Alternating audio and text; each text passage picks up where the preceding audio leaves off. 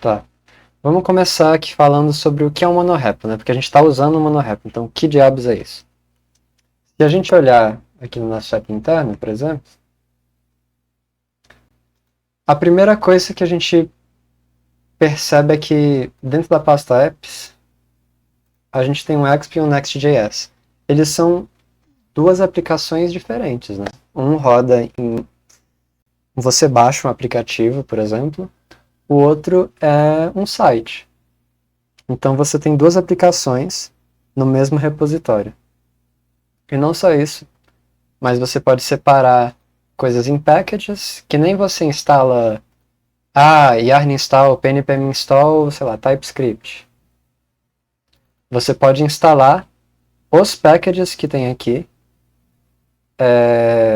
pelo codinome, tipo, que no caso é @struct barra o nome do package. Se a gente olhar aqui dentro do package, de um deles, por exemplo, eu vou parar de falar package pro nome disso, porque existe package JSON e vai ficar confuso. Eu vou chamar de bibliotecas. A gente tem nossas bibliotecas que não estão na internet, estão dentro do nosso repositório e que a gente instala nas nossas aplicações. Se a gente olhar, por exemplo, aqui na nossa biblioteca DB, a gente olhar o package JSON dela, a gente tem um nome da biblioteca, então se a gente quiser instalar ela, a gente, tipo, eu quero usar isso daqui na minha API. Você vai pegar esse nome, aqui na API, package JSON, você vai adicionar como uma dependência. E aí só rodar um pnpm install, ou então você pode fazer direto usando, né? Entrando nas bibliotecas, /API, e adicionar aqui a nossa struct db, né? São duas maneiras de se adicionar, e essa é a relação que a gente tem entre essas coisas que estão separadas do nosso repositório, né? A relação principal entre elas é definida aqui nas dependências, né? Porque uma das nossas bibliotecas, por exemplo, a API depende do banco de dados, então a gente coloca como dependência. A API também usa e-mails que eu fiz aqui na e-mail templates, então eu coloquei como dependência aqui também. Todo mundo entendeu a conexão entre as coisas?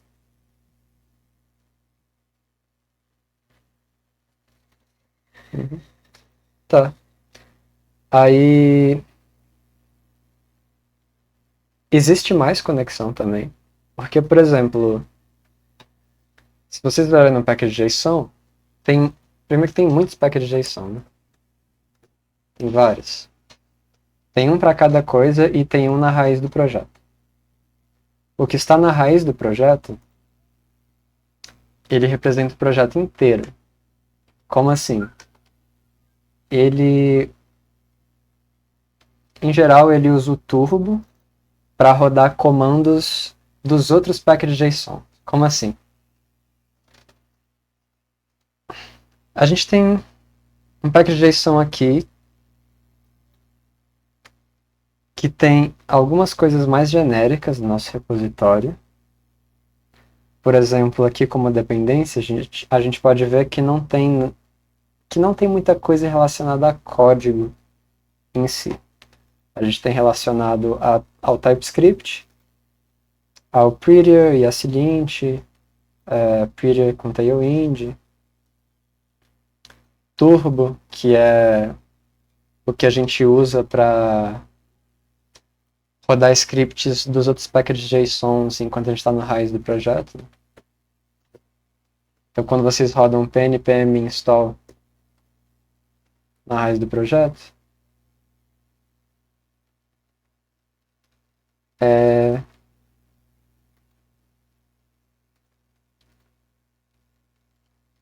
vou falar um pouquinho mais daqui a pouco disso. Vamos continuar falando daqui. Então aqui vocês podem ver que não tem, por exemplo, nada de React, não tem nada de nenhuma das bibliotecas, não tem nada de React Native, não tem nada praticamente nada, só tem coisa de formatação, né? E essas coisas é porque a gente meio que está unificando a formatação ao redor em volta de todo o nosso projeto, né? Então a gente usa, a gente coloca essas dependências aqui mesmo, para quando for rodar, tipo, npm install, ele comparar as versões do TypeScript locais com essa daqui, então tipo, ele vai verificar se a versão é a mesma, se não for ele reclama. E fala que talvez seja um erro. Então meio que aqui a gente tem coisas que a gente quer, algumas dependências que a gente quer unificar ao longo de todo o nosso projeto. Aí aqui nos scripts, a gente tem, vamos ver um que a gente usaria. Por exemplo, eu estou na raiz do projeto, né? Se vocês olharem, aqui tem um script chamado dev. E esse script chamado dev, ele roda turbo dev -- paralelo. O que significa é que, primeiro, turbo, ele procura todos os packets JSONs em algum lugar do projeto. Então, no caso não é em algum lugar, né? É definido, se eu não me engano.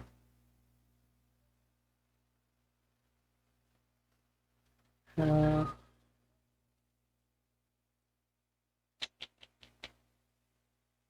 peraí.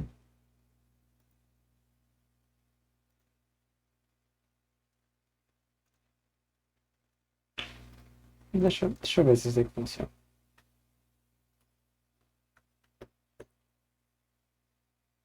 Funciona. Então ele procura em todos os lugares de fato do projeto, todos os packets JSONs, e roda o script dev deles. Então, por exemplo, eu rodo um dev na raiz, ele procura, tipo, tá, aqui em e-mail templates tem um package JSON, ele tem um dev? Não tem, então não faz nada. Aqui em DB, ele vem package JSON, ele tem um dev?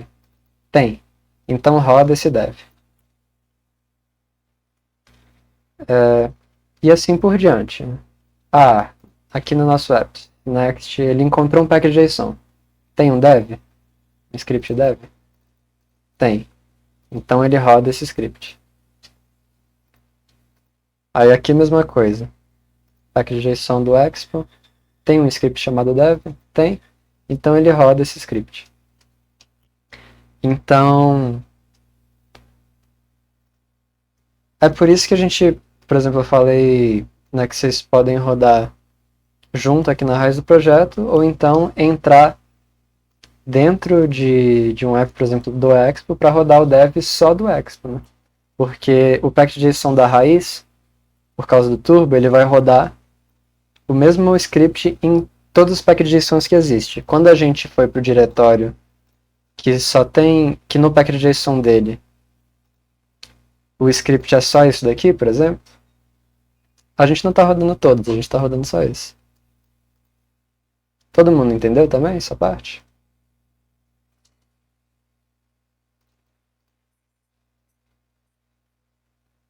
Sim. Mas assim, você não precisa mexer no caso, né? Mas sim, alguém colocou eles aqui.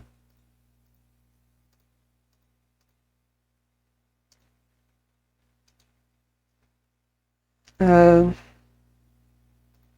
Mas como assim o nome aqui? Esse daqui?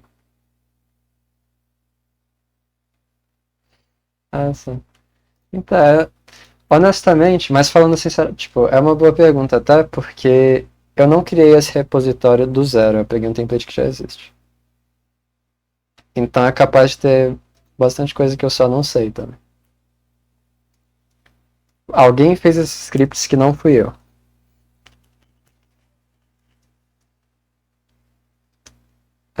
Aí já falando sobre o script então, porque a gente não fala disso muito no trainee, eu sei que tem muita gente que não sabe. Quando a gente quer rodar, quando a gente roda um script daqui, ele primeiro procura nossas dependências para ver se esse script existe, por exemplo, o comando expo, né? Se eu rodar, sei lá, um terminal aqui, expo start, ele não encontrou esse comando, né? Então isso daqui é além de um comando, isso daqui é um comando local, digamos assim. Ele é um comando que esse pacote define. Se a gente tivesse instalado Expo globalmente, ou seja, se a gente fizesse a mesma coisa que a gente geralmente faz para adicionar um pacote, só que eu adicionasse ele como dependência global, eu instalaria no meu próprio computador. E aí eu poderia rodar esse script como está aqui. Como geralmente o que a gente faz? A gente instala o Expo sem ser globalmente, se a gente instala dentro do nosso projeto, dentro daqui dessas dependências, ele pode ser acessado ou pelos scripts, ou a gente usa o npx. Então, se eu tentar rodar aqui no meu Expo, um Expo Start, ele não encontra. Mas se eu rodar npx, ele vai procurar nas dependências locais e tentar rodar o Expo Start. Então dá para ver que ele está rodando no Expo Start. Isso é útil para quê? Eu estou com um problema rodando simulador do Android. E o Expo Start aqui abre com Android. Então, ao invés de usar o pnpmdev global, usa o npx Expo Start aqui. Abre o app Next.js e roda o dev aqui para o back-end funcionar.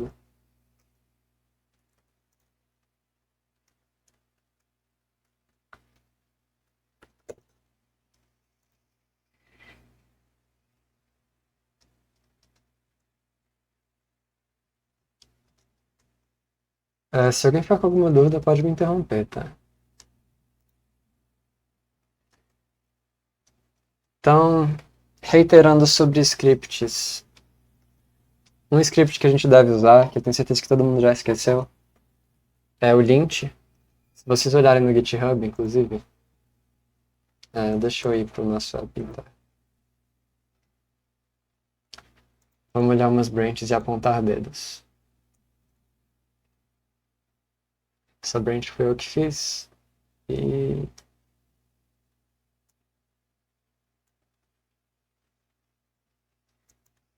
tá, vou voltar aqui.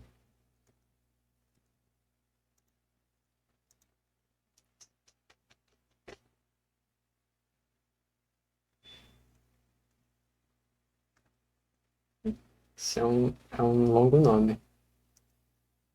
Mas...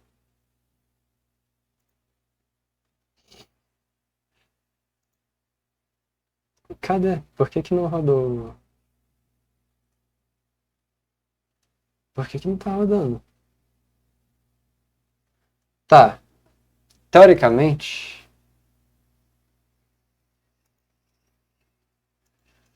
Isso aqui ficou tão longo que cortou?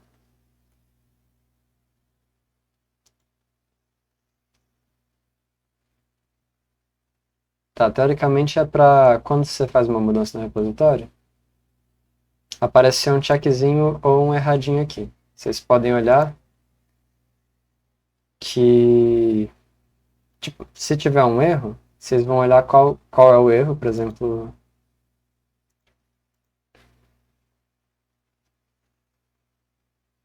Deu pra ver aqui que ele tá rodando um lint e um type check. Então, para vocês verem quais os erros localmente, quando isso está acontecendo ou enquanto isso não está acontecendo, porque por algum motivo não está aparecendo aqui. É importante usar o script lint. Cadê o lint? Lint. O que o lint faz? O lint ele fala erro de estilização, ou possíveis bugs, ou possíveis erros de tipo, ou coisas desnecessárias. Por exemplo, você está importando uma coisa que você não está usando. Então, aqui no nosso app em Expo, eu vou escrever um erro de propósito. Eu vou colocar aqui no index. Eu vou importar alguma coisa que eu não estou usando. Vou importar o link.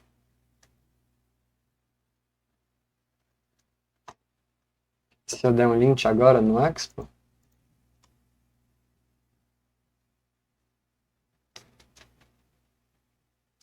ele reclamou. Teve um problema, o problema está nesse arquivo, source expo source app index.sx, então expo source app index.st está aqui. Está falando que está na linha 4. Está falando que o erro link está definido, mas nunca usado. Então, é uma importação que a gente pode tirar. Então, são coisas assim que o Lint reclama que vocês têm que consertar. Vocês não precisam ficar consertando o tempo todo, né? Geralmente eu faço tudo que eu preciso antes. Está funcionando? Tá. Aí eu rodo um Lint e aí eu tiro as importações que eu não preciso mais, porque eu esqueci de tirar depois que eu mudei como funcionam as coisas.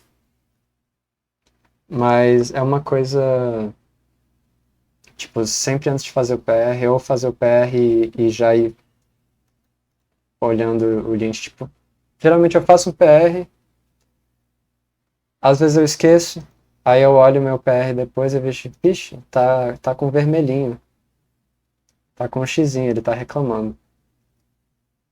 E aí eu venho e conserto. Tipo, exatamente o que aconteceu aqui. Como dá pra ver, tipo, eu fiz tudo, não tava com vermelhinho aqui, né? Tava dando erro. Aí eu consertei os bagulhos.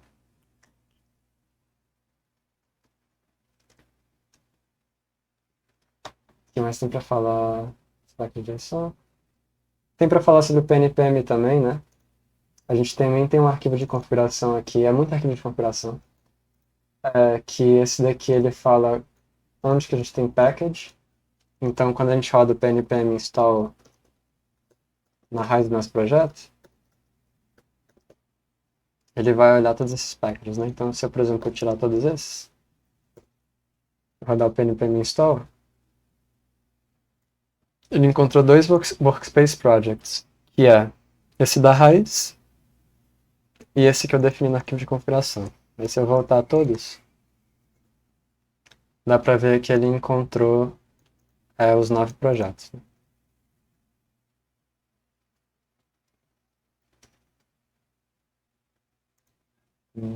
Que mais?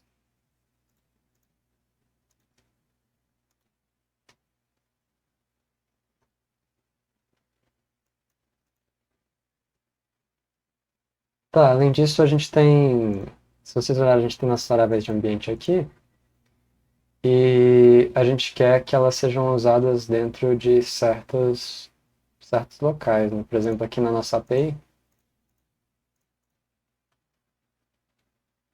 no caso não é aqui que a gente está usando. É aqui? Não, calma. É aqui sim. Aqui na nossa API a gente está usando uma mailer, né? Então aqui a gente está definindo nossas variáveis de ambiente.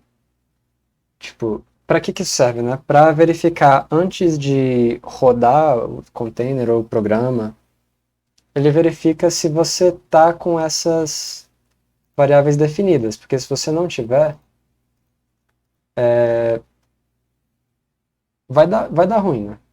Alguma coisa vai dar ruim. É isso que a gente está falando aqui nesse arquivo. Então a gente está definindo aqui, se vocês lembram como eu usei Zod, a gente está definindo constraints, validações, né, da nossa variável de ambiente. Por exemplo, isso daqui é uma URL, né, são duas strings aqui. Você pode definir min, max, etc. Essas daqui são variáveis de servidor, ou seja, elas não são expostas para o cliente. Então, isso nunca vai ser enviado para o front. Isso daqui é segredo, né? Isso daqui, então, tem que estar aqui mesmo, está correto. E aqui é onde que você encontra essa variável de ambiente, né? Porque aqui a gente valida, a gente fala, tá, como é que vai encontrar? Porque geralmente, isso daqui é uma coisa do Node, né? O Node, ele já existe uma palavra-chave chamada process. Então, no servidor existe um process. E a gente pode pegar aqui as variáveis de ambiente, que é o process.env. E aí a gente pode pegar qualquer variável de ambiente, tipo isso daqui. O problema é que ele pode ser indefinido, né? Então isso daqui a gente faz para ter uma validação de tipos direitinho. E caso a gente precise adicionar uma variável, o que a gente faz? A gente A gente muda aqui. Então a gente adiciona tipo aqui a variável de ambiente, a gente muda o nome. E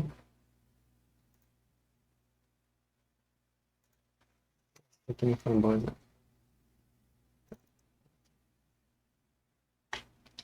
E no env.mjs da biblioteca que a gente está usando, ou da aplicação também. Vamos dar 5 minutinhos para eu pegar uma água e aí eu volto para falar sobre Prisma e como fazer uma seed. E aí a gente vai passando de biblioteca em biblioteca. Primeira coisa eu expliquei os workspaces, né? Agora a gente vai olhar um pouco cada uma das bibliotecas, uma por uma, começando pelo nosso conector com o banco de dados, que é o Prisma. Se a gente olhar na internet,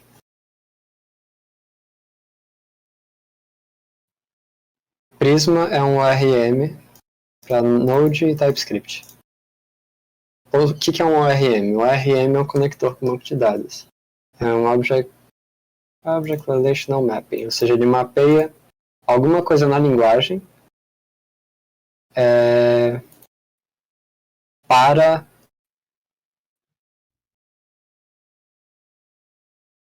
uma moda no banco de dados, por exemplo, né? É assim que a gente usa o Prisma. Então, se a gente... A primeira coisa que a gente tem que pensar é que a gente tem que conectar o Prisma com o nosso banco de dados. Então, meio que tem uma configuração com o Prisma, que é aqui no esquema.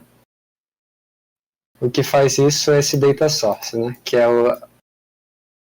qual é o source do nosso banco de dados? A gente coloca aqui o provedor, tipo, podia ser Postgres, MySQL. A gente usa o SQLite, porque vocês não precisam fazer nada para iniciar o banco de dados. Tipo, ele cria um arquivo automaticamente. O SQLite ele é um banco de dados isolado em arquivo, ele tipo, é só um protocolo, você não precisa instalar nada.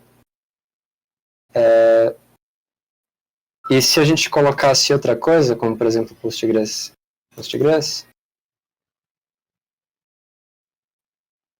a gente precisaria iniciar um banco de dados em Postgres e depois conectar com o nosso URL do banco de dados. Então, a gente usa o SQLite simplesmente por facilidade. E quando eu coloco em produção, eu estou colocando com MySQL. Então é uma mudança pequena, existem algumas diferenças. Se não me engano, as principais, se não me engano mesmo, é que a SQLite tem menos coisa que MySQL. Em relação, tipo, o nome de field, a relação a enum também. Que no caso, Role, por exemplo, o conector não aceita, né? Ou seja, a SQLite não aceita. Se fosse Postgres, aceitaria.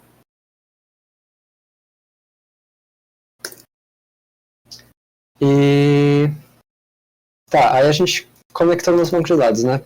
A gente colocou uma URL do banco de dados, que no nosso caso é simplesmente esse arquivo db.sqlite.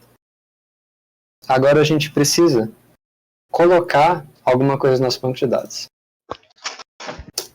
A gente pode usar esse esquema.prisma exatamente para isso também. Então a gente pode colocar, por exemplo, um post com ID não sei o que. Eu fiz essas coisas na aula passada, né? Então não vou me enrolar muito nisso. E aí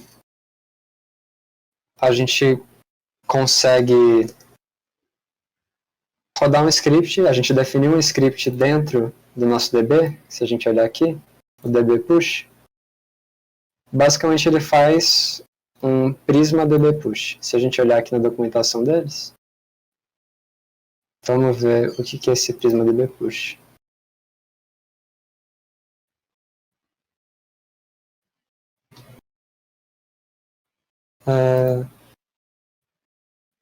Tá, tem aqui, vocês podem pesquisar também, a ideia é só, eu estou rodando um script que ele está fazendo, ele está fazendo um Prisma DB push.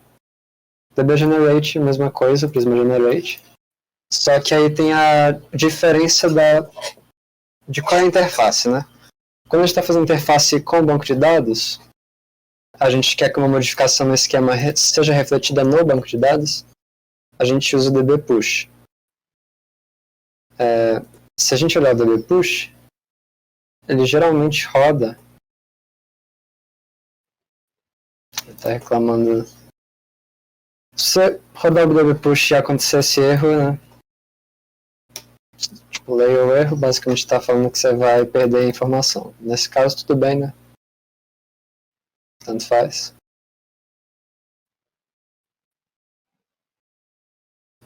Deu para ver que a gente rodou um push e um generate. Porque logo depois do push, depois de atualizar o banco de dados, geralmente a gente quer atualizar a nossa interface com o resto da aplicação, ou seja, o TypeScript. O Prisma, ele gera arquivos de TypeScript para que você possa interagir com o banco de dados de maneira segura em tipos, né? Então, por exemplo, isso daqui, se fosse o nome de uma... Por exemplo, isso daqui é uma tabela que existe, né? Session. Se fosse uma tabela que não existe, tipo Ava, ele dá erro.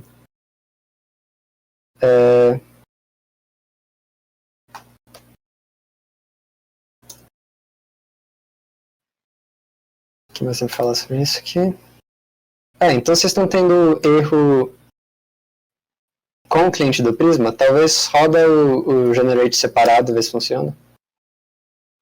Porque é a separação entre o cliente, que é a nossa interação com o Prisma, e a interação dele com o banco de dados, né? Elas são separadas.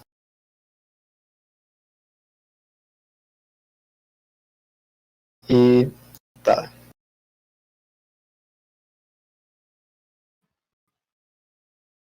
Deu pra ver que quando eu dei o dbpush, ele criou de novo o db.sqlite que eu apaguei. Né? Aí, alguém ficou com alguma dúvida até agora?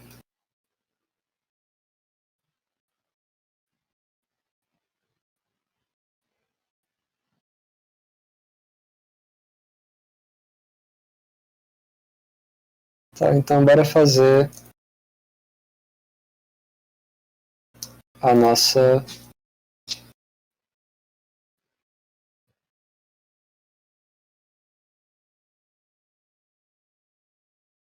seed. Por que ele não quer importar automaticamente?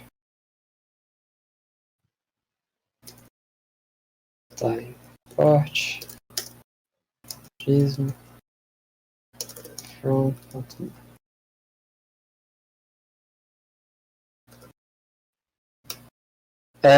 Então a partir disso a gente pode se conectar com entidades, mas no caso isso daqui já faz o connect, não? Não precisa desse connect na real. Automático. Então o que a gente vai criar? A gente quer criar um usuário, né?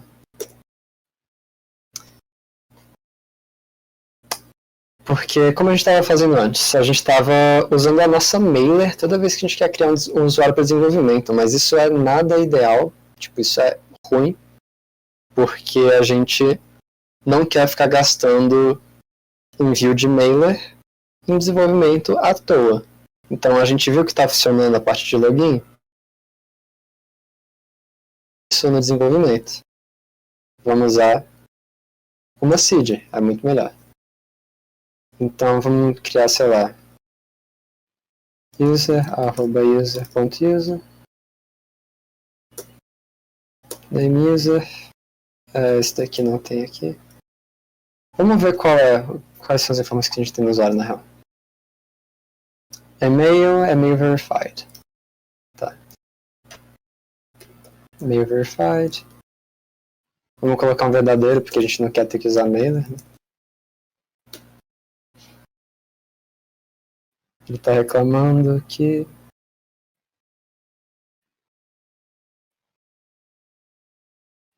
tá faltando o ID. Porque a gente não colocou o default. Né? Então vamos colocar um default.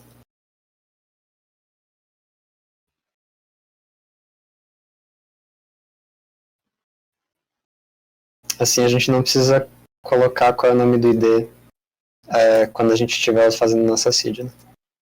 Ele usa o default. Pronto, ele para de reclamar do tipo. Não vou usar o ponto .den não, só vou usar o ponto .create.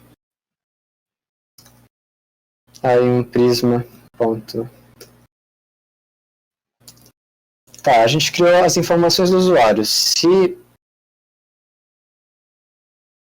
a gente olhar aqui como que está nosso modelo de autenticação, a gente pode ver que a gente não tem nada em relação à senha aqui no nosso usuário.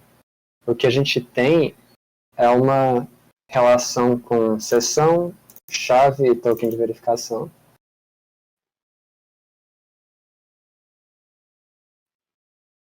E essa relação com a chave é que a chave é que guarda como você entra na conta, né? Literalmente a chave para entrar na conta. Por quê? Porque um usuário pode ter várias maneiras de entrar na conta. Pode entrar com GitHub, pode entrar com Google, pode entrar com... No nosso caso a gente está usando só e-mail, né? Mas ao mesmo tempo a gente está usando para autenticação na API, a gente está usando o Lucia Auth, que é uma biblioteca minimalista server-side, ou seja, só no servidor, ele não tem nada de cliente, nada de React, para fazer a autenticação ser simples. Então, se vocês olharem, eles têm os guias de início, etc. Mas, cadê aqui? Aqui nos guidebooks deles, eu literalmente segui isso daqui. Eu adaptei isso daqui para criar a nossa autenticação para e-mail com um link de verificação.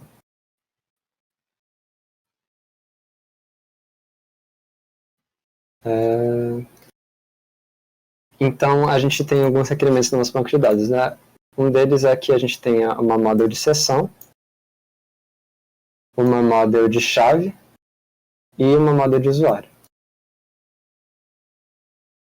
A sessão é o que permite, é o que verifica se o usuário está autenticado. Então, por exemplo, se eu estou logado, eu estou com uma sessão, eu tenho o ID da sessão no meu cliente, e sempre que eu envio uma request, eu envio com o ID da sessão para que seja verificado que eu estou autenticado, né?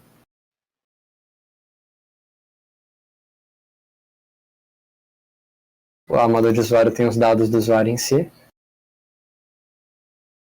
Novamente, a chave é como você entra. Então, tá, a gente criou um usuário, a gente quer criar uma maneira de entrar. Então a gente faz um const user equals await e a gente faz um prisma.create. Vocês entenderam essa parte de autenticação que eu falei, na real?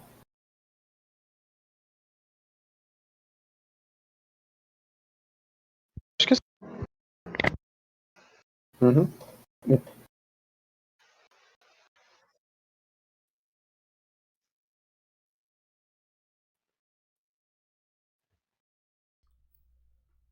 Tá, agora tem minha voz no estúdio.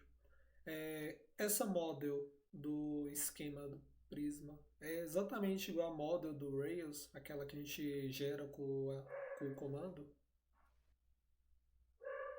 Ou é uma model só para o banco de dados mesmo?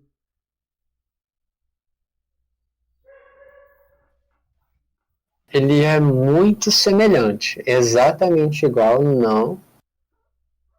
Porque se você lembra, tinha como a gente definir métodos dentro da model.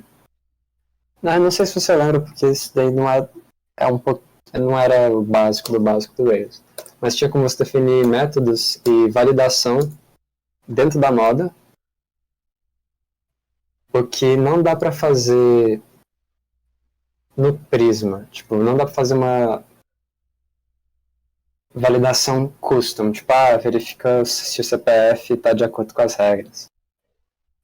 Aqui você só consegue usar as constraints, as limitações que o banco de dados permite. Então, por exemplo, o SQLite permite que você defina qual campo é o ID, se ele é único, se ele tem default, se ele é opcional, né? Que é esse ponto de interrogação. Então ele é muito semelhante, mas ele não tem toda aquela flexibilidade que a gente tem quando a gente está trabalhando com classes, porque o que o Rails faz, ele declara a classe, né? User, e aí ele declara as coisas dentro da classe, o que tem uma flexibilidade a mais, digamos assim. Mas, ao mesmo tempo, ele separa a fonte de verdade em duas. Como assim? Se você gerar uma migração no Rails, tipo, vou adicionar um campo. No Rails, você precisa, depois de adicionar um campo e rodar a migração, você vai precisar ir lá na model e adicionar as validações que você quer. Então, meio que o Rails separa como ele define essa interface para a gente usar na programação e como ele interage com o banco de dados. O Prisma não. O Prisma a gente está usando o mesmo lugar para definir como a gente interage aqui no nosso cliente e o que existe no nosso banco de dados. Eu não sei se deu para entender tão bem, eu não sei se eu entendi também totalmente sua pergunta. Não, não, respondeu. Tá.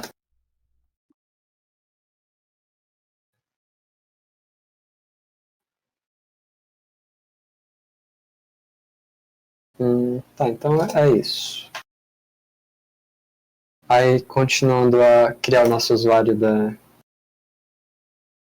CID, aí a gente... O que a gente faz aqui, no caso? Vocês sabem? Depois do que eu expliquei, depois de criar o usuário, o que a gente precisa criar para poder usar o nosso usuário?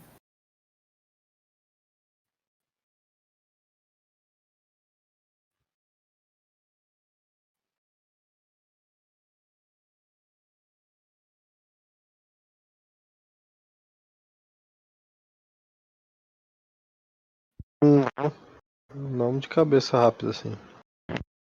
Tipo, como é que a gente loga nesse usuário?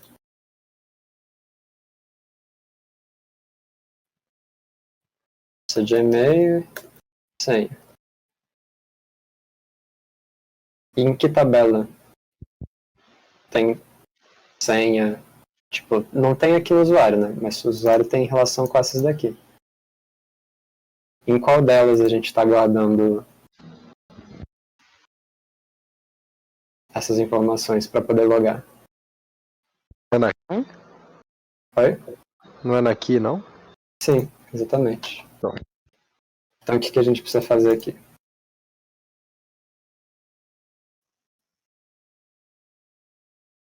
Depois de criar o usuário, a gente precisa fazer o quê?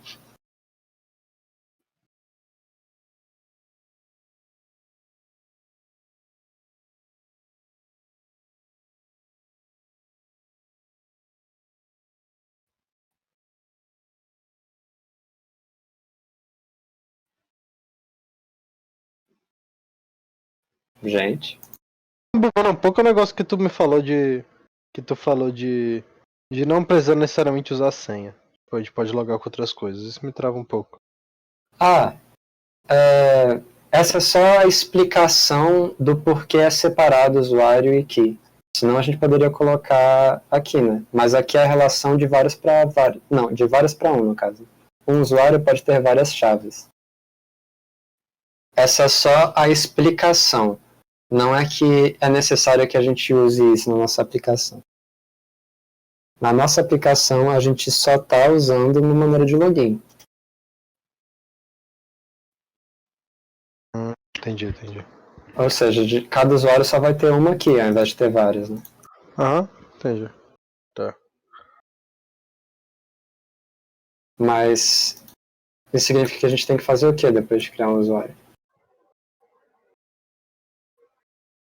Tem que autenticar, é? Não entendi a pergunta, pra falar a verdade. A gente tem que criar aqui. Ah, sim. Tá, entendi. E aí, deixa eu fechar aqui o método. Vamos usar um pouquinho mais de TypeScript e tirar esse copilot aqui só para... Se a gente apertar Ctrl espaço, dá para ver que a gente que a gente precisa passar o data para o create. E aqui a gente precisa passar essas informações, né?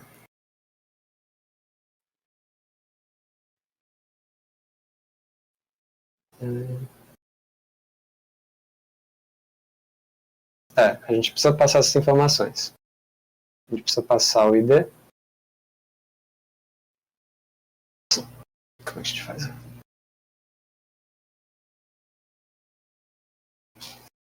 Calma. Agora que eu me toquei, a gente precisa passar o hashed password, ou seja, a gente precisa saber como a Lúcia faz o hash do nosso password.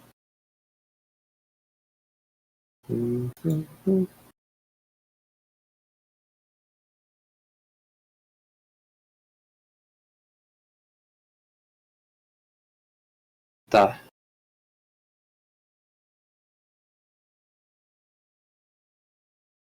Então, para isso, eu vou... Não vou colocar isso no lugar errado, tá? Eu vou colocar esse seed na API simplesmente pelo fato de que eu instalei o Lúcia na API e não no banco de dados.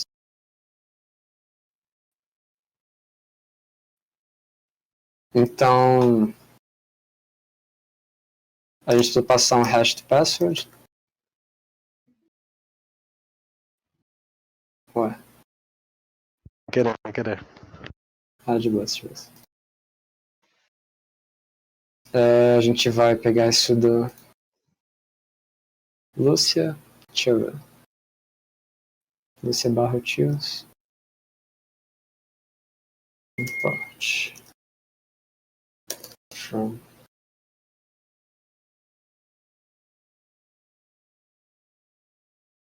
Tá, e aí aqui a gente coloca nossa cena, tipo 1, 2, 3, 4, 5, 6. Alright. Além disso, a gente tem que passar... A gente não tem que passar, né? A gente pode passar o ID, mas eu vou deixar ser criado automático. A gente tem que passar o user ID, que a gente pegou aqui em cima. User.id. E a gente precisa passar algo mais. A gente precisa passar...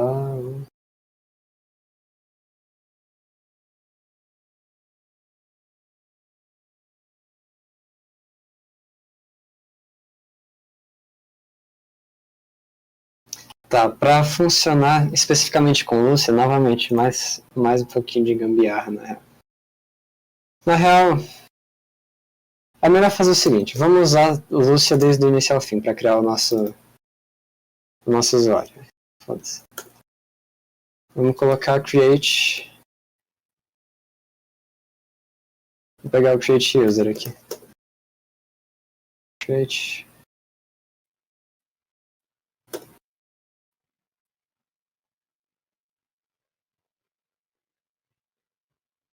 Então vamos colocar um out.createUser, vamos importar.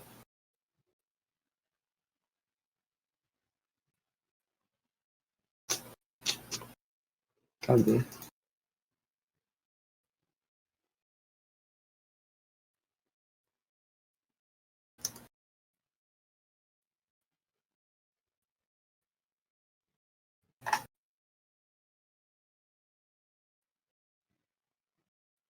Vai.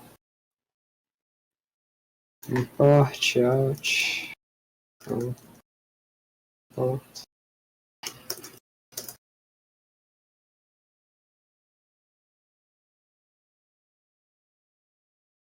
iPhone.barra Lúcia. Então, aqui na API a gente tem a nosso Lucy, que é semelhante ao Prisma, ele fornece uma interface para a gente mexer com a parte de autenticação. Então, é uma boa ideia a gente usar isso no lugar diretamente do Prisma para mexer com essa questão de usuário, né? Então, para isso, da mesma maneira que a gente importa o Prisma para criar coisa no Prisma, a gente importa o Alt do Lucia para criar coisa no Lucia. Então,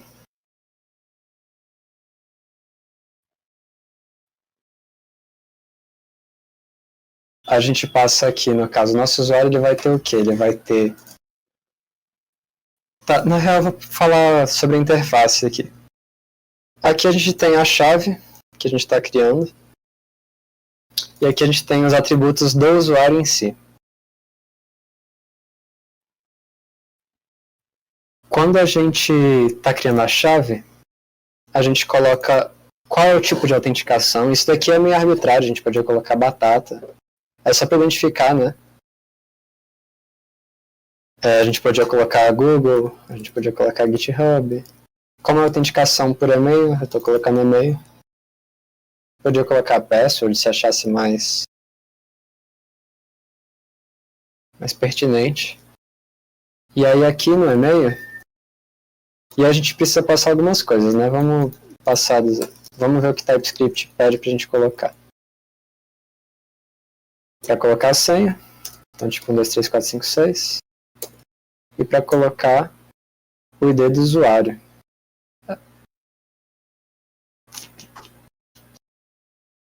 É isso mesmo? Ah, não. Não é o ID do usuário. Qual é... Nossa, que nome terrível que eles deram, né? Tipo, tá, se é autenticação por e-mail, qual é o que esse sistema de autenticação considera como o identificador do usuário, né? No caso é e-mail. Então a gente colocaria aqui o e-mail, por exemplo, user.user.user. Por que que isso existe? Porque quando a gente está lidando com... Novamente, eu estou explicando por que isso existe, a gente não vai usar na explicação provavelmente. Se a gente estivesse fazendo autenticação com o Google ele também usa o e-mail.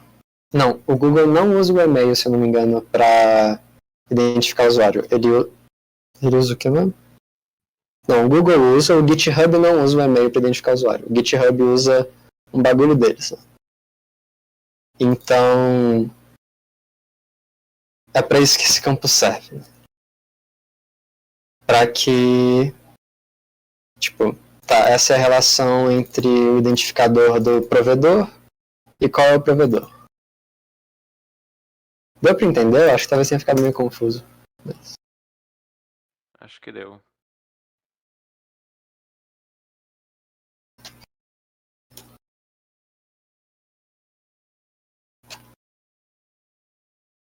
Então tá.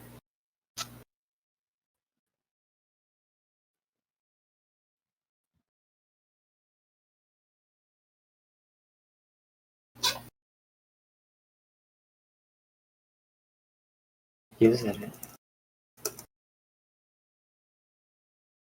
Eu estou extraindo os tipos só.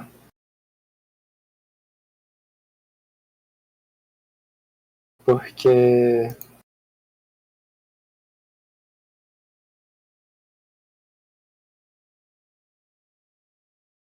por algum motivo ele não tá...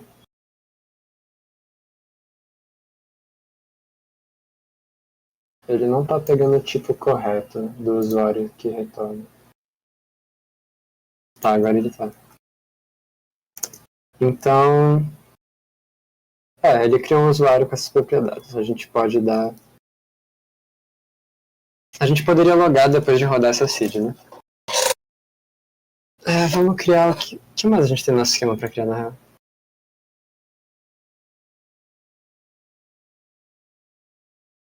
Vamos criar só isso. Eu acho que eu demorei demais já só no Prisma. E vamos testar se funciona, no caso, né? Então, vamos criar aqui. Pra gente rodar o seed, como é que vocês sugerem que a gente faça? Tem a ver com aquela primeira parte da aula. Os primeiros 20 minutos. A gente tem que rodar isso. Dá os comandos de db push, db generate. Não, porque esses comandos eles são especificamente só a relação do nosso esquema com as coisas. Sim. Não tem nenhuma relação com esse arquivo aleatório que está no meio do projeto. Uhum.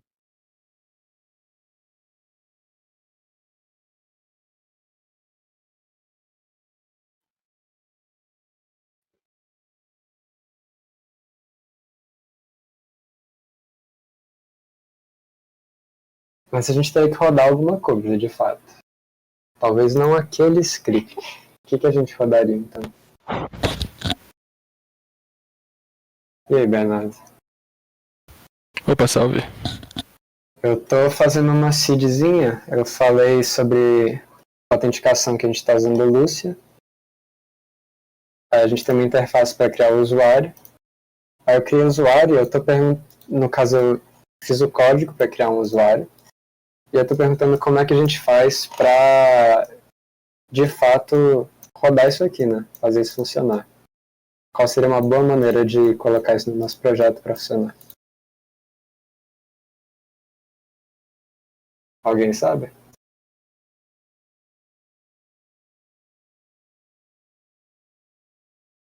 Isso aí é seed, né? Aham. Então, já tá no banco de dados essa seed? Não, eu criei só o código para gerar a seed. Eu preciso rodar o código. Não sei, então, db seed, coisa do tipo? Tipo um PNPM DB seed?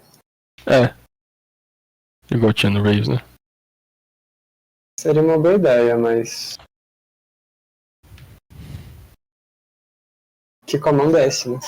Esse comando não existe, no caso. Mas seria uma boa ideia criar esse comando. Então a gente vai fazer isso. Aqui nos nossos scripts. Eu estou colocando na API, mas não é o melhor lugar de colocar.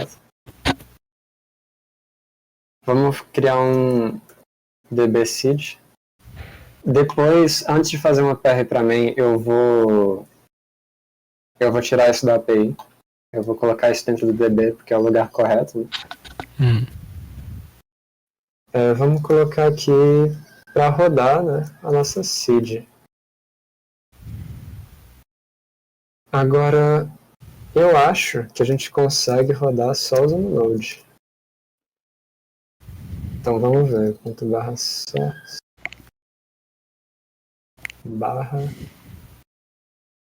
/seeds.ts. Antes de criar o script, vamos tentar, né,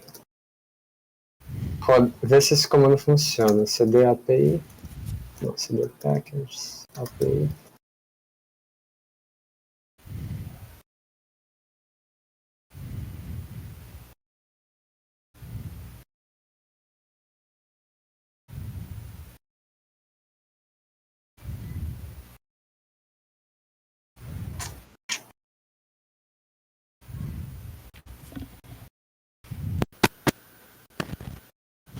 Tá, isso não funciona.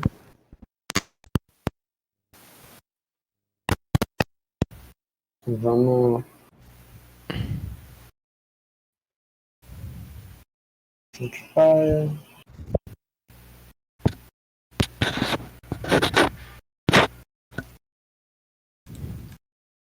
Vamos tentar descobrir um comando que...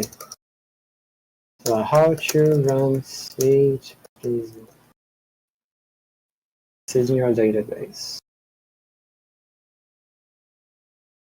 Ok, eles usam TS Node, então vamos tentar usar o TS Node.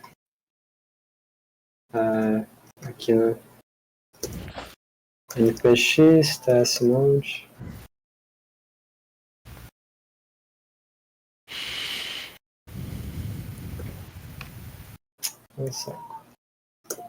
Tá, não está instalado.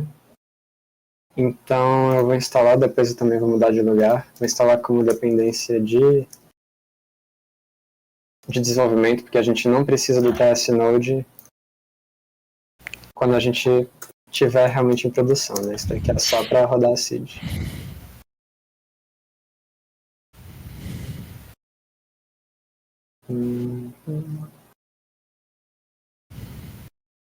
Então assim melhor.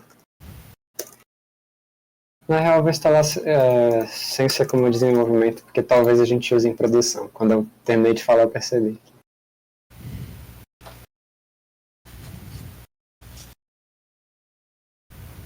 Tá, instalando o TS Node, tá aqui. E vamos tentar rodar npx tsnode /source /seeds.ts ornament load ms modules type module.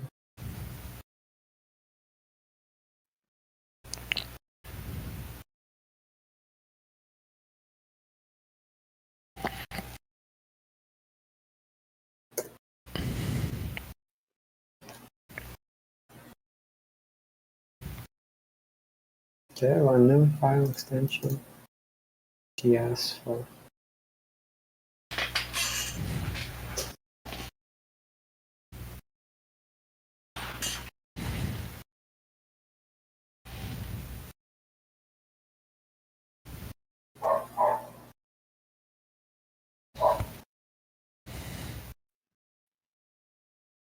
Tá, eu não faço ideia que é esse, na moral.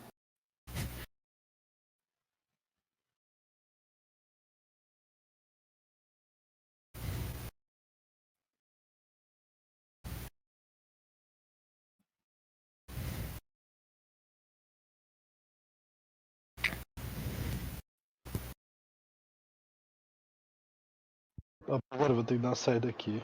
Depois eu vejo o resto. Beleza, Falou, valeu pra Dovas. Se vê. Falou, rapaziadinha. Falou, mano.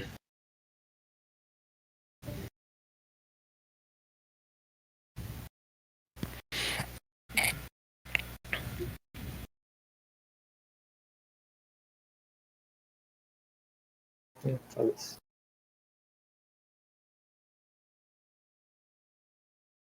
Peraí, que é?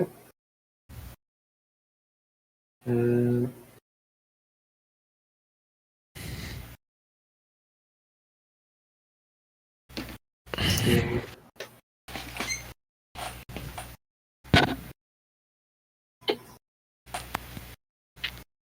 Ah, tá legal. Tá falando pra remover o tipo modo.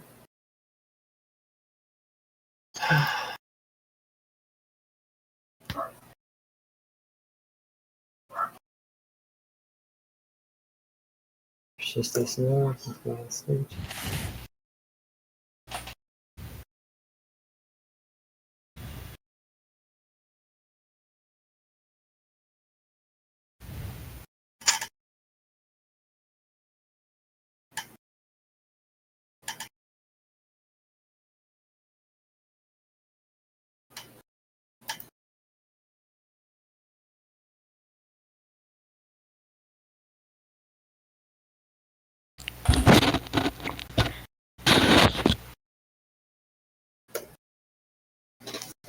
Tá, eu tô quase com vontade de criar um package novo do zero só pra configurar pra... Não, pera aí, eu não entendi aqui qual foi o erro que deu. Ele tá dando erro.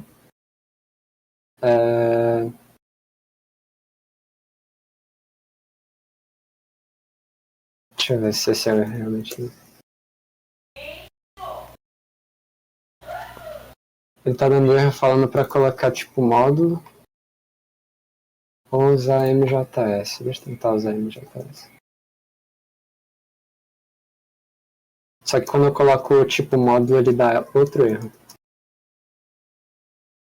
Exato.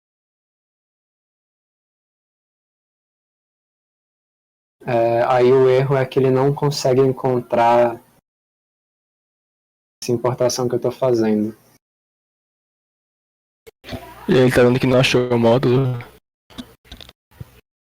Ele não achou esse lugar que eu tô importando. E aí? Certo.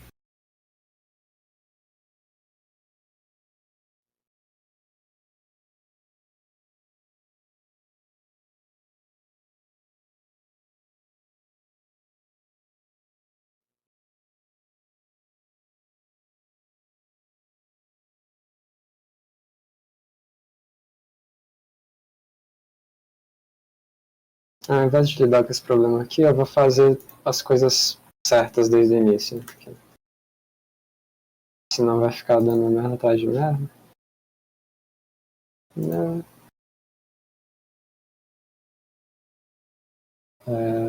Copiar o package JSON. Extract seed.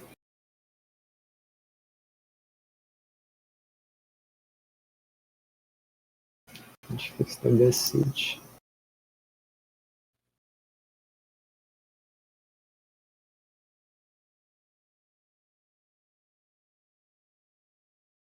Então, o que a gente precisa é de Lúcia, nosso banco de dados, a gente não precisa dos nossos e-mails, a gente não precisa de TRPC, não precisa disso, a gente não precisa disso, a gente não precisa disso também, a gente precisa disso.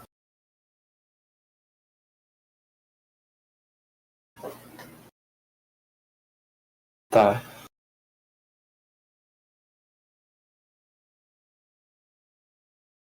DBseed é para rodar esse negócio.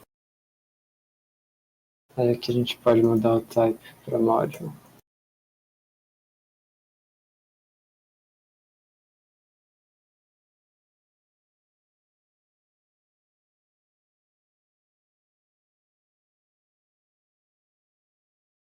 Eu posso pôr.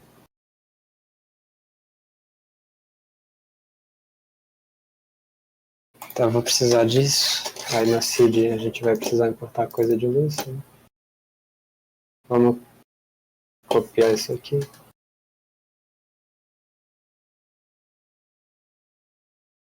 Vamos dar um pm install.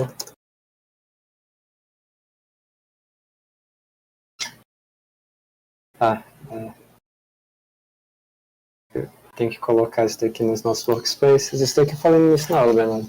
Basicamente, quando a gente cria uma nova biblioteca ou o pacote dentro dos packages, a gente tem que colocar nos workspaces. E se a gente quer que um script funcione na raiz do projeto, a gente precisa configurar o turbo.json para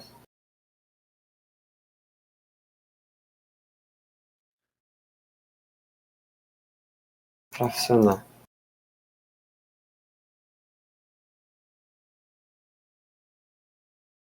A gente quer que DBseed funcione.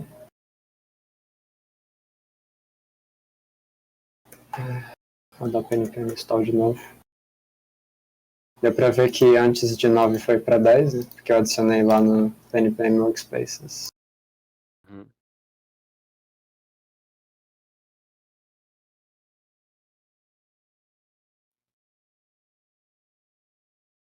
Tá, ele para de dar de tipo aqui.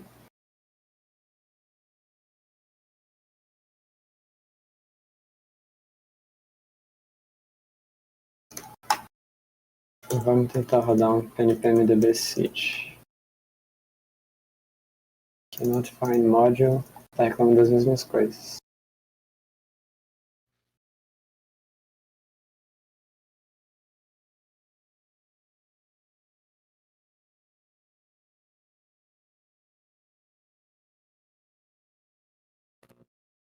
Ah, na real. O quê? Fez uma ponta seed.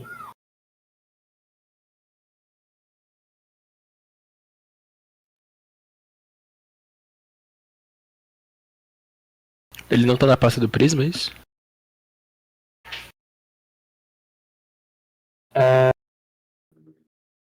Não, é pelo visto o Prisma consegue fazer isso por nós. Então, tipo, se a gente coloca, ao invés de colocar no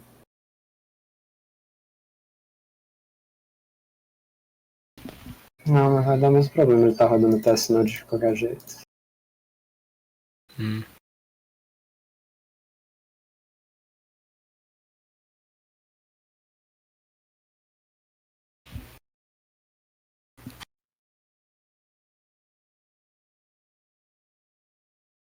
Teste node.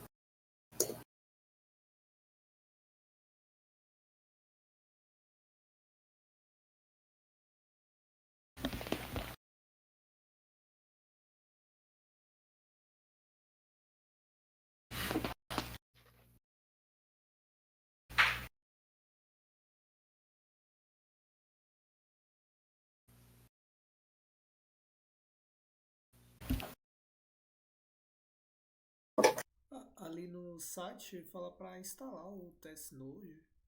Já tá instalado? Eu já coloquei aqui. Realmente.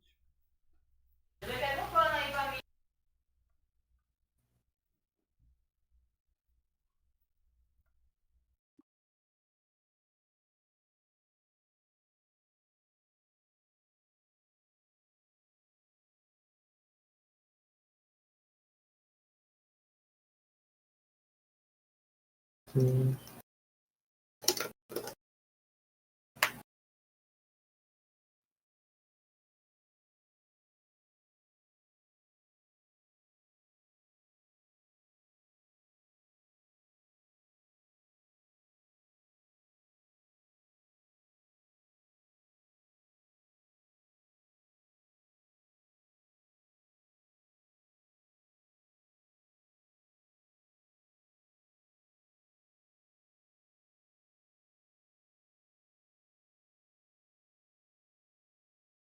Oxi.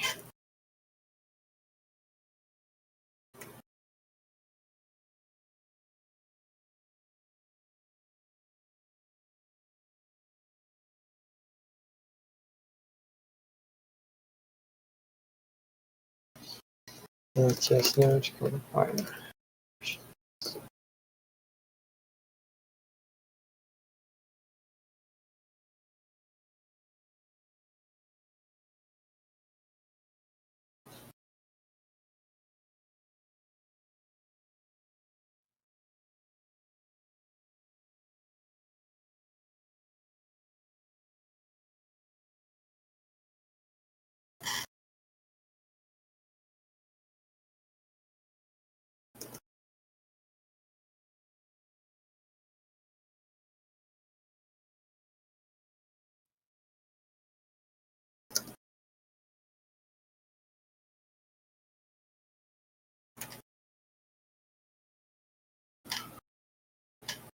Deixa eu tirar isso daqui.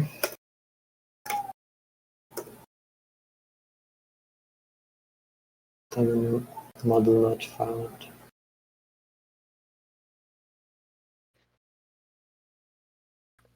Não encontrou o seeds.cs. Ah, porque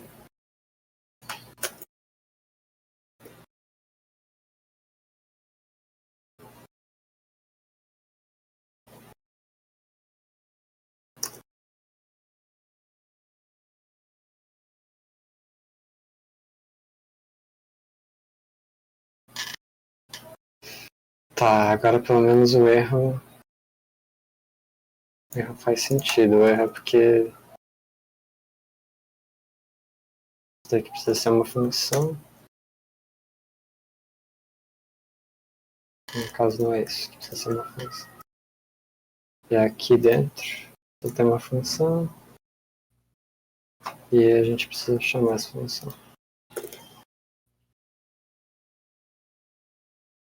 Agora deu outro erro. Require of last module.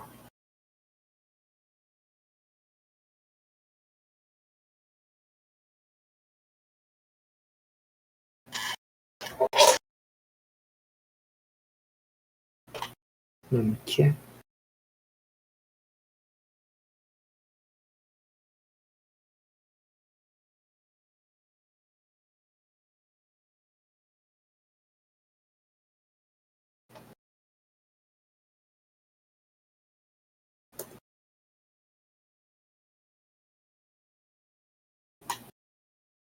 Tá, eu acho que eu tô começando a gastar tempo demais. Talvez a gente possa iniciar.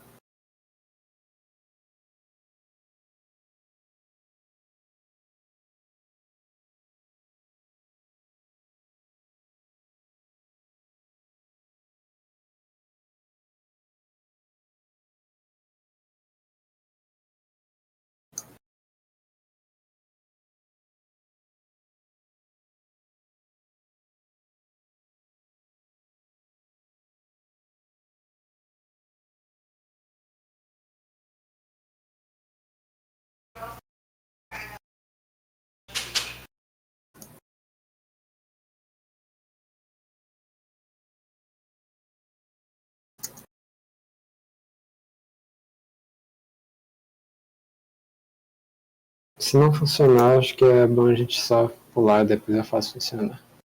Pode ser. É bizarro isso. Tipo, não tem um jeito simples de fazer a seed da parada? Mano, o problema tá sendo a ferramenta, não tá sendo o código. Tipo, Sim. Pô, bom tá pesquisando nisso aí depois. sim, eu vou dar uma pesquisada e depois eu respondo como faz isso. Mesmo ele tá falando aqui com Lúcia ou. Tem. Provavelmente tem a ver, mas. Ah.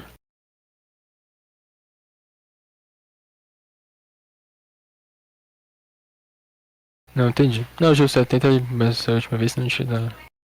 Tá de boa. Uhum.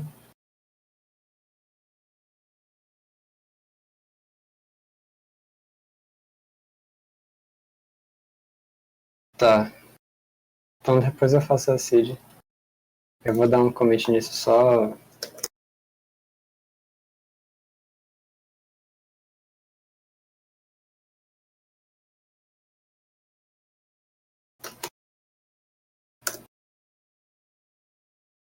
Oportunamente. Então.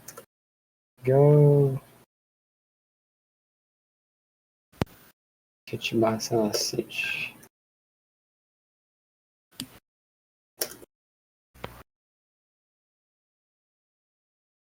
Colocar isso no GitHub. Eu vou falar um pouquinho, uns 20 minutos sobre os módulos em si. Alguém tem interesse mais em algum do que em outro? Em quê? Sobre os módulos, tipo, as partes. Ah, tá. Não, não, pode falar um pouquinho de todo que já tá suave. Tá. Main.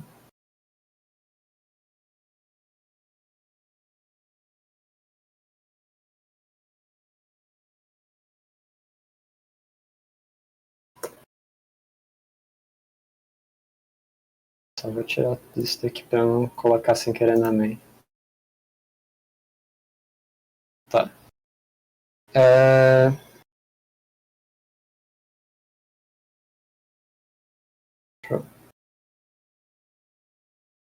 A gente tem um e-mail templates.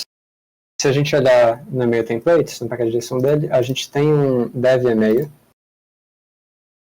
Isso daqui eu fiz uma pequena aplicação em Vite ou Vite para a gente poder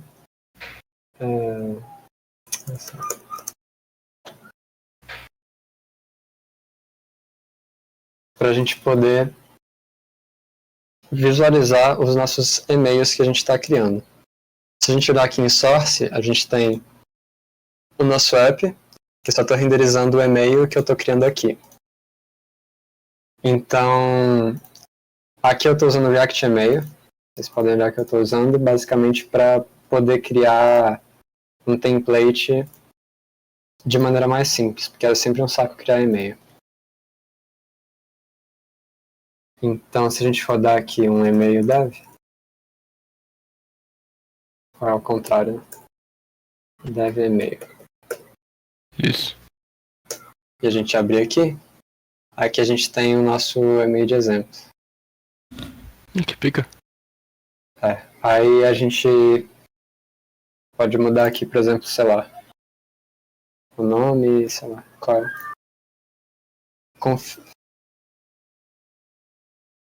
Aqui são, no caso, tipo, são o que a API vai enviar vai colocar na hora para enviar o e-mail, então é meio que dinâmico nesse sentido, né? Uhum. E além disso, não precisa se preocupar tanto com segurança, porque como isso daqui renderiza em React, se passarem uma tag script aqui, não vai dar caquinha não. E Gosto disso. não só isso, na real. Eu falei meio caquinha, na real, porque e-mail... Eu não vou muito a fundo, mas e-mail é seguro por causa da plataforma em si, não por causa de quem tá fazendo o e-mail. Faz muito sentido. Tá, enfim, esse daqui, não vou passar muito tempo falando disso. Esse daqui é o e-mail, aí eu criei aqui no index. Eu exporto somente a função, né, no package, que é... Eu estou exportando essa função, então lá na API, o que eu faço para enviar o e-mail? Vamos olhar aqui no Launch.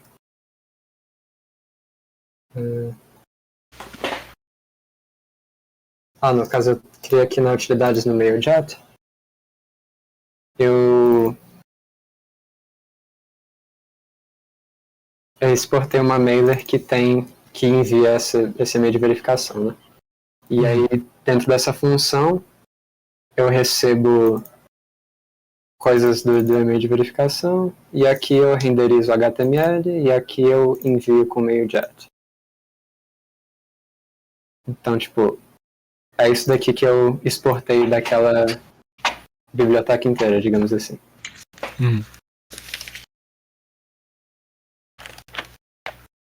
Então é para isso que isso é útil. Se for criar outro, é só Ctrl+C, Ctrl+V nisso, colocar outra coisa, sei lá, change password, e-mail, e aí muda o que precisa, usa como base que tem, etc. Tá, aí a gente tem do nosso banco de dados, a gente tem um script dev também, porque o Prisma ele tem um negócio chamado Prisma Studio.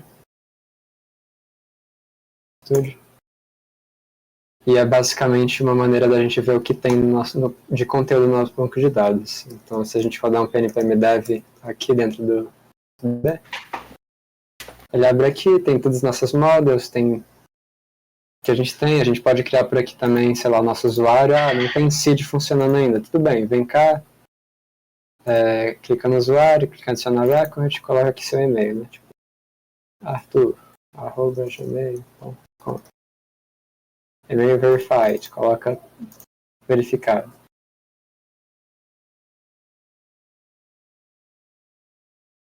E, sei lá, foda-se. Salvar. E aí... vai ter que fazer, na real... Se for fazer o usuário, vai precisar descobrir... vai precisar olhar como é que o Lúcia faz o resto da senha, né? Aqui em referência, vocês veem provavelmente utilidades. Aqui. Aí você gera um password hash, dá um console log nisso e cria um usuário com esse hash. Né? Coloca aqui o hash. Aí...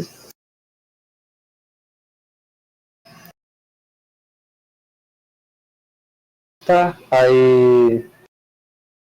sobre esse pacote do DB é isso, a gente está exportando. A única coisa que a gente está exportando, lembra, sempre que a gente está falando dos pacotes, a gente só exporta coisa para outras aplicações, tipo para o Next ou para outros pacotes no index dele. Então, tipo, a gente pode olhar todas as exportações daqui, a gente só está exportando uma instância do Prisma. Aqui de configuração é simplesmente configuração tanto do Tailwind, que funciona tanto pro Native Wind no aplicativo e Tailwind para web, e o SLint, que é só para verificação de código estático.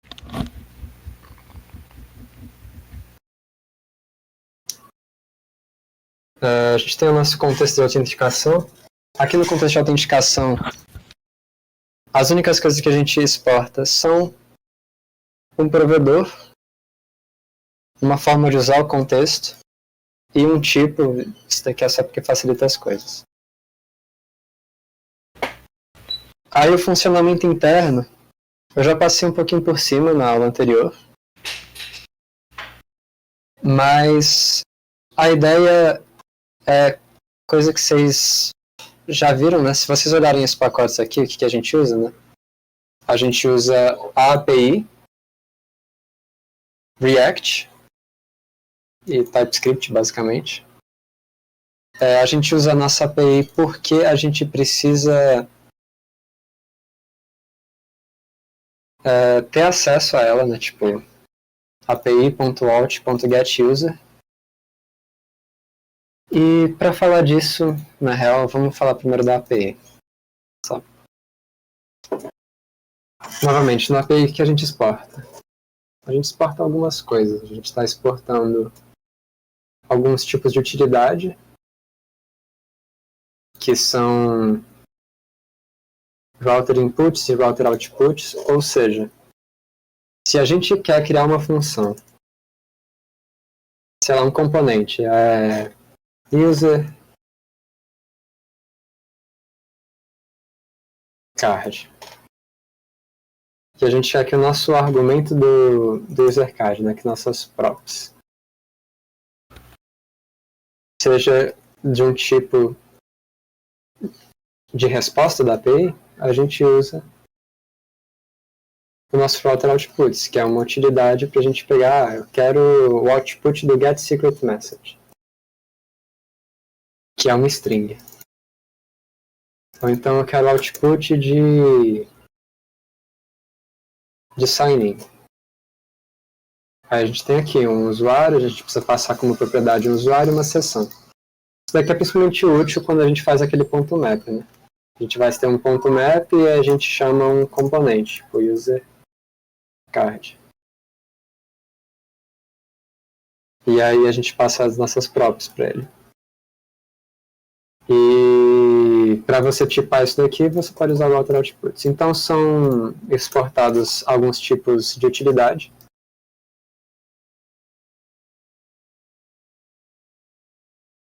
Novamente, tipos de utilidade aqui também, isso daqui em relação à autenticação.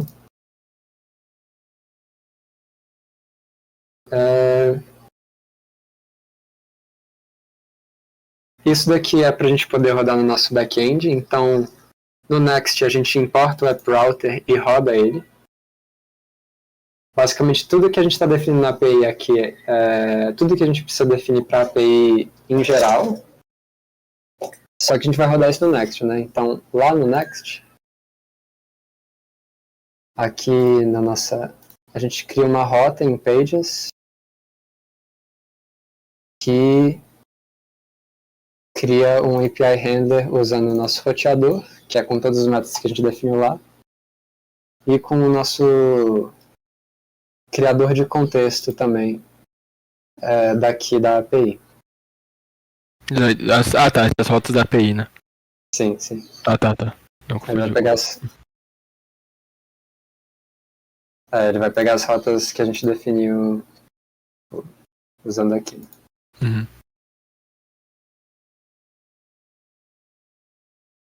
E ele também cria um contexto, tipo, se vocês olharem aqui no RPC, ele também usa um create context, né? Que é aquele contexto que a gente recebe dentro de cada um dos nossos métodos, que eu escrevi como CTX, mas a gente define como que cria ele aqui, né? A gente retorna o contexto, que a gente pode usar o contexto aqui, mas essa função, né, que a gente está exportando, ela no final das contas é usada aqui no Next no nosso back-end em Next para poder juntar as coisas, né? Então, tá, você tem as rotas. Aí lá no front, você envia uma request pro localhost 3000 /api /use, sei lá, out.getUser. Aí, antes dele fazer isso aqui, ele vai criar o contexto, aí ele vai passar os argumentos para esse método e depois vai retornar a resposta em JSON, né? Vai enviar de volta. E aí a gente entra num ponto, o TRPC, que a gente usa na nossa API, ele não é um protocolo, mas ele só usa JSON para comunicação. Então, ele é uma API de comunicação em JSON. Para quem já enviou a imagem para o back-end sabe que isso é um problema. Quando você vai enviar a imagem, você não pode enviar em JSON. Você tem que enviar em form data, por exemplo, ou de alguma outra maneira. Significa que não dá para enviar de fato imagem por essa API. Se você for querer enviar a imagem, você vai ter que criar aqui uma rota no Next em si, tipo image.ts, e aqui você lida com o recebimento dessa imagem. Então, é uma limitação da API em TRPC. Além disso, na nossa API, a gente está usando aqui na autenticação, a gente tem vários métodos, né? A gente tem o sign-up, a gente tem o sign-out, a gente tem o get-user, a gente tem o sign-in, e ignora isso aqui. Esses métodos você nunca vai precisar chamar no front, exatamente por causa do nosso contexto de autenticação. Porque eu estou chamando eles aqui no contexto. Então, se você olhar aqui no contexto, eu chamo esse api.out.getUser, que eu defini aqui, como uma mutação. Eu uso como uma mutação porque eu quero chamar...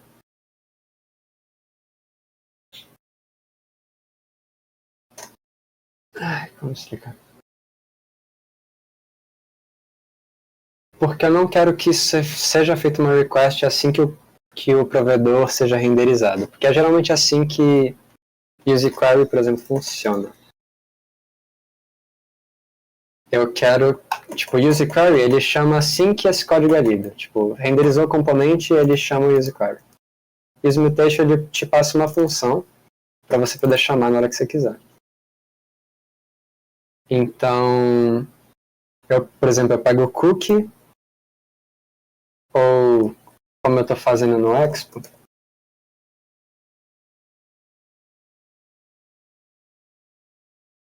tá, eu pego no Local Session Handler a sessão, aí depois eu pego o valor, né, o ID da sessão, e eu seto como um dos... Eu seto de novo, porque é um pouquinho gambiarra, né? Porque aqui no Session Handler, quando eu seto, eu também coloco o default header na API. Significa que na hora que a gente enviar uma requisição, a gente vai estar autenticado, a gente não precisa escrever nada mais na hora de escrever a requisição no front. Né? A gente colocou nos default headers o header que a gente usa para autenticação. E o header que a gente usa para autenticação... deixa eu ver aqui.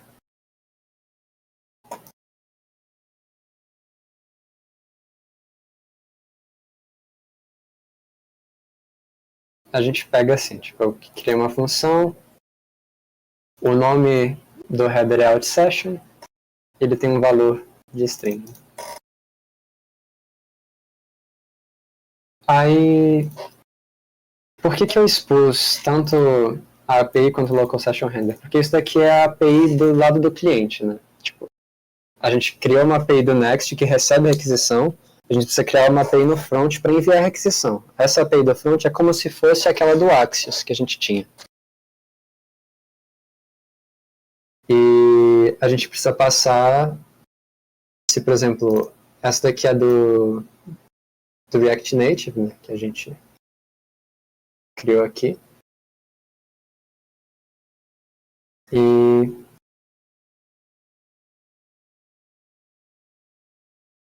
a gente também tem aqui no nosso web, no nosso Next.js, a gente tem outra API, que ela é criada diferente, porque são front-ends diferentes. Né? Alguém tem alguma dúvida que quer tirar agora? Cara, por enquanto não, acho que eu tô entendendo o que você tá fazendo aqui. Uhum. Isso é bem abstrato, eu acho, pra fazer mais a prática, mas só de saber o que cada parada faz já ajuda demais, velho. Uhum. Aí... eu tô lidando com sessão aqui no Native usando Secure Store. Vocês podem dar uma pesquisada do Expo Secure Store, se vocês quiserem. Mas é uma interface muito simples para você guardar coisa de maneira criptografada no celular.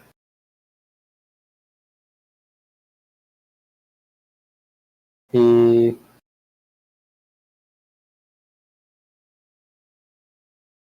tá. Deixa eu ver o que mais.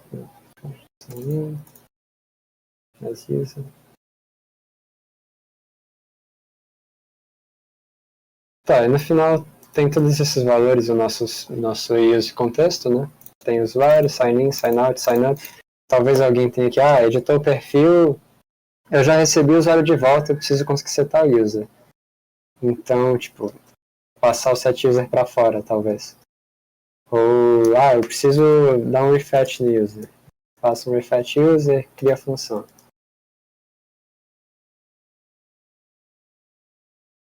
Mas, basicamente, a ideia disso é bem simples, né?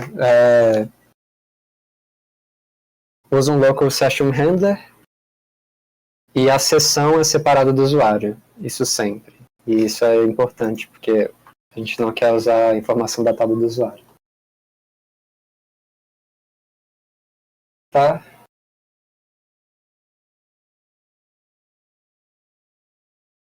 O que mais falta?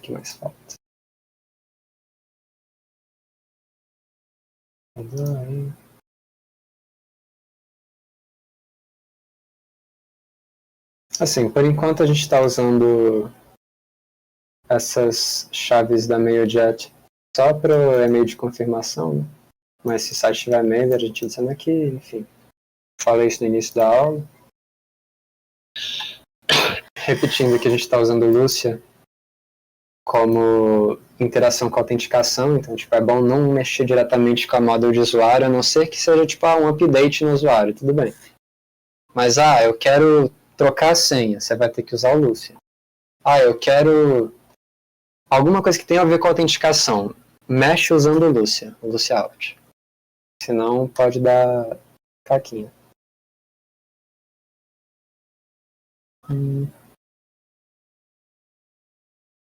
Tá, eu acho que eu falei de todos os packages, né?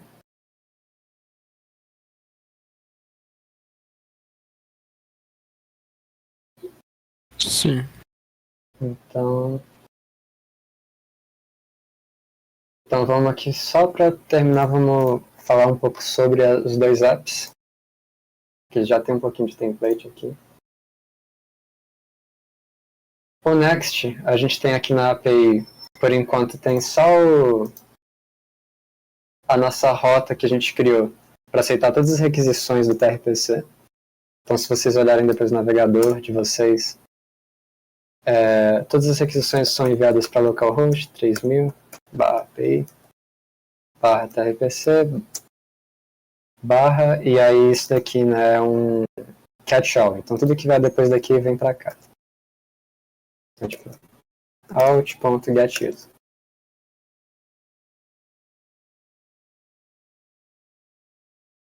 A URL daqui também, para qual URL vai enviar? Isso daqui vem do front-end, né? Então, se a gente olhar na definição aqui da API,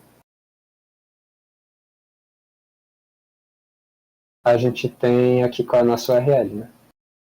E também tem aqui os nossos default headers que a gente está exportando para poder colocar a seção aqui.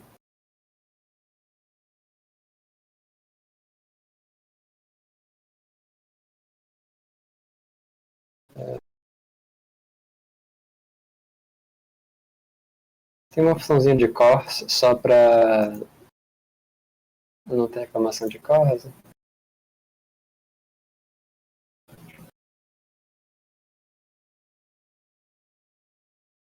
Tem mais alguma coisa para falar do Next em si?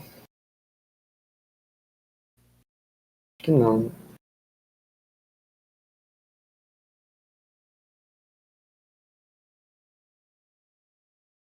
Eu acho que não. Então eu vou falar um pouquinho do Expo. O Expo ele tem muita coisa particular do Expo, então tipo, é muita coisa mesmo, né? Por exemplo, eu quero fazer um build da minha aplicação para iOS e enviar para Apple Store. Eles têm tipo um EAS, que é um bagulho exatamente para isso. Aí tem vários arquivos de configuração aqui, para configuração de rodar, que é o metroconfig. Configuração do EAS, que é para enviar para a internet as builds, né? Você pode ser tanto de desenvolvimento quanto de produção. Existem algumas features que precisam de build de desenvolvimento, então, tipo, não vai funcionar o Expo Start normal, você vai precisar fazer o build. Uma das coisas é deep linking, então, tipo, se você quer que um link normal, tipo, na internet, redirecione para o seu aplicativo no celular, tipo, que vocês provavelmente já viram, sei lá, vocês entraram no Twitter e ele fala, ou no Slack, você quer abrir o seu aplicativo? Se você quer ter um link desse tipo, você não consegue usar o Expo Start normal, você precisa fazer o build, tem várias coisas específicas. Enfim, tem vários arquivos de configuração aqui. Mas eu honestamente não sei o que todos eles fazem, eu só mexo quando eu preciso, tipo, eu preciso mexer na configuração, porque tal coisa precisa.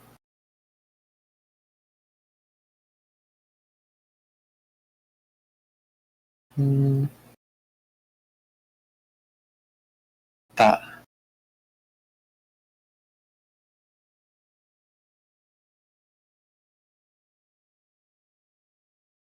Então, além disso no Expo, tipo, não sei muito o que falar mais. A gente está usando o Expo Router, talvez eu possa falar mais disso, porque o Expo Router ele tem várias coisas legaisinhas, tipo layout, onde você consegue, por exemplo, eu quero colocar navbar para todas as páginas. Você mexe no layout aqui e coloca navbar. Tipo. Cadê o slot?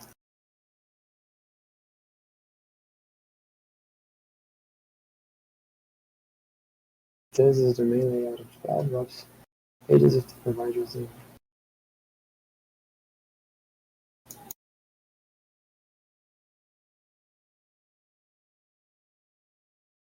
Tá.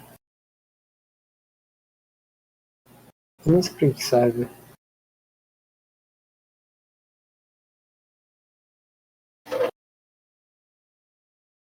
Tá. Enfim, quem for precisar mexer, meio que aprende. Só tô falando que existe, e para dar uma olhadinha, você também consegue mexer usando. Se você usar parênteses, meio que a rota não existe, então você. Como assim? Tipo, você está separando só na pasta, você não está separando de fato a rota. Então, se você usar parênteses, para você acessar esse user aqui, a rota é /user só. Porque esse trecho da rota é ignorado. Qual a utilidade disso? Eu quero que todas as páginas de tal local sejam protegidas. Qual é a melhor maneira de fazer isso? Só o diretor tem acesso, só o admin tem acesso. Fazer sei lá, um admin. Aqui colocar um layout.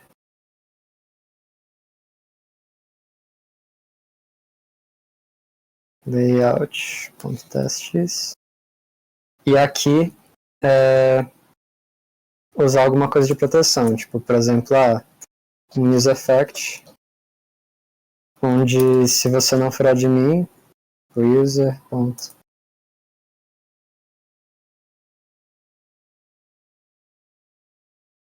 Tipo, faz esse tipo de verificação, né? E aí todas as rotas aqui, elas vão estar automaticamente, né? Se você entrar nelas e não for admin, esse use effect vai rodar para todas essas rotas e ele vai, por exemplo, te redirecionar. Sei lá, você pode usar um router.replace e leva para o login, ou sei lá, leva para home.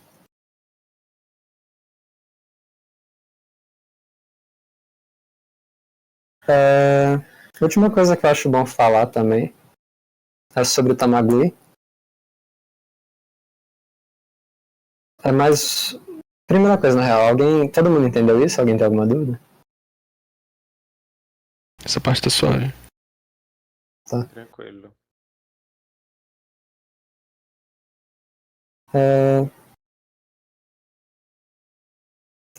Tamagui.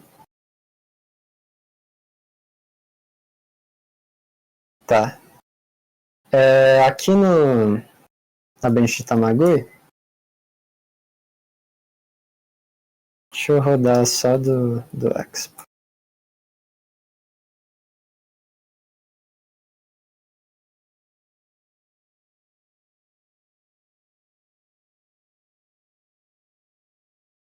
Eu fiz um exemplinho da sheet e o que eu quero falar sobre.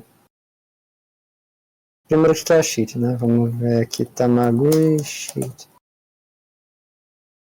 Eu queria deixar avisado que eu configurei aqui, caso alguém for revisar logo, para usar, porque precisa usar em várias issues.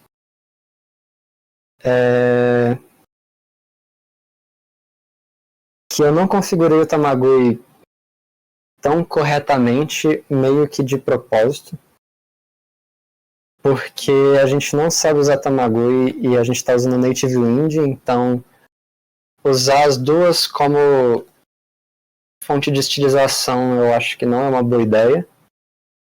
Então eu configurei de maneira que se você usar um componente do Tamagui, provavelmente vai dar erro a não ser que você especifique que ele é unstyled. Então, tipo, se você não colocar aquele unstyled, ele provavelmente vai levantar algum erro. Então, avisando todo mundo disso. Por que eu tô avisando isso? Porque se você tentar usar o text, por exemplo,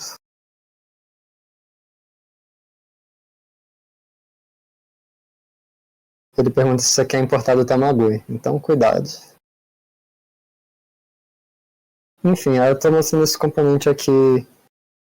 Eu dei uma abstraída nele. Aqui tem como você usa. Também cuidado do React Native tem algumas propriedades que se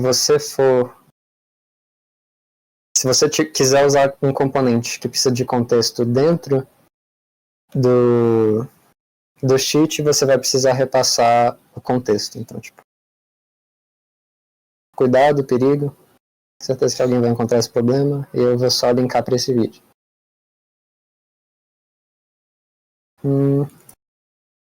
Aí só para mostrar a demo.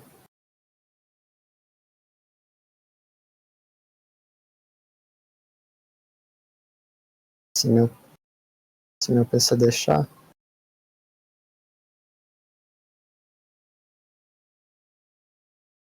Todo mundo entendeu? Sim, Certo. sim. Enfim. Eu tenho que girar muita manivela aí pra.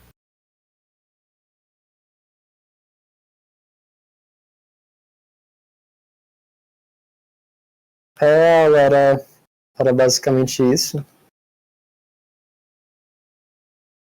Alguém tem alguma coisa a falar também? Acho que não, acho que essa reviewzinha aí pelo repositório já dá uma ajudada boa. Então, beleza.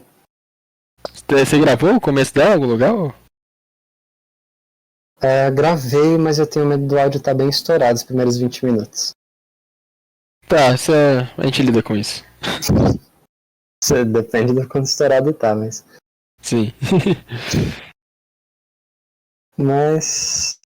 O Caleb grava o resto, né, Caleb? Isso. Nice. Eu dou uma Beleza. avisada depois. Aí me manda o arquivo, Caleb. Coloca, sei lá, no Drive. Não, beleza. E aí depois eu posto no YouTube no nosso canal.